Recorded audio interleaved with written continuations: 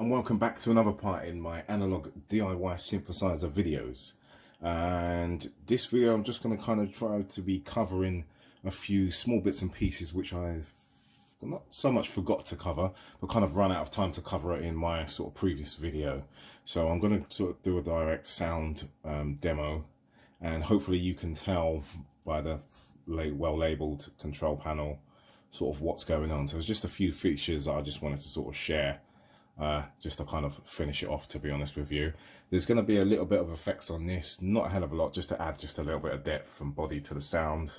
I mean, most synthesizers that you hear sort of in a mix or whatever, you kind of hear them through a little bit of processing. But anyway, just adds a little bit of spice on top of it. You know where I'm coming from. Anyway, gonna get on with it. Let's talk more walk, as they say.